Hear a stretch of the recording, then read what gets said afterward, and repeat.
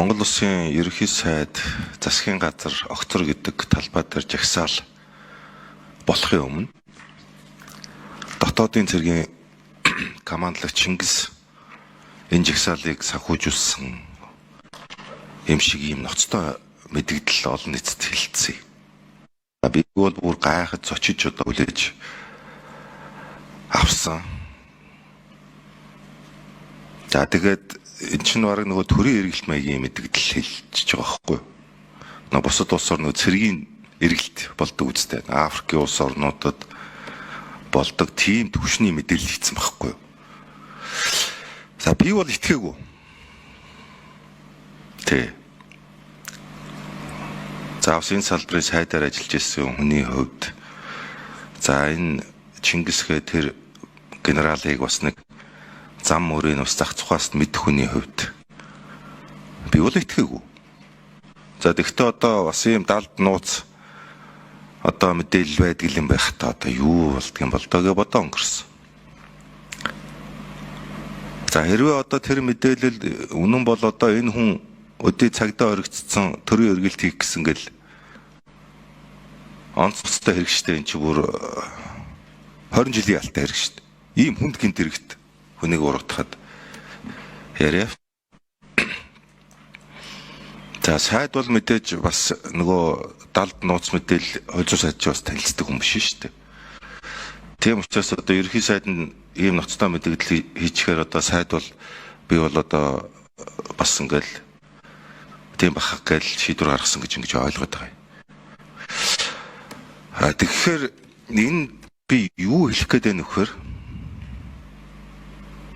Энэ жагсаалыг саарамжуулах зорилгоор одоо юм улс төрийн зорилготой ийм мэдээлэл хийцэн. Тэгээ тэрийг нотлоод чадахгүй ингээд болсон бол одоо яах вэ гэдэг юмыг хүртэл одоо баг арай хөвөл бичих стан биш байгаа та гэж сая гинт энэ эрдэнүүлэх шиг хөндөнгүүд гинт бодоо авчихгүй. Тэ. Тэгээ чи генерал хүний бас зам мөр байна, нэр төр байна, үр хүүхэд нь байна. Тэгээ чинь энэ цагдаагийн байгууллагын дарга байсан хүн шүү дээ. Би бол дотроо юу гэж хардсан гэхээр Чингис генерал бол Халтмаагийн Батулга гэдэг хүнийг эрүүгийн хэрэг үүсгэж баривчлах бодиттой үйлдэл хийсэн хуулийн байгууллагын цорын ганц дарга. Харж авдаг нэг Баянгол зочдуудад Чингис дарга юу гэхгүй энэ үйл явдал. Тэгэхээр би бол энэ улс төрийн өшөө авсан гэж ойлгож байгаа. Энийг далимдуулж энэ хүнээс. Энэ бол одоо миний улс төрийн хардлага. Тийм учраас энэ хууль сахиулах байгууллагын энэ албан тушаалтнуудыг энэ улс төрчид бие биенээс өшөө авах юм хэрэгсэл болгож юм бити гараасаа гэж бодож байгаа. Хэрвээ ерөнхий сайд тийм төвчний мэдээлэл байгаа бол одоо тэр хүн бун гүйцэтгэх буюу улсын нууц задлсан хэрэгт орно. Яг юу болцсон? Юу яриад байгаа гэдэг.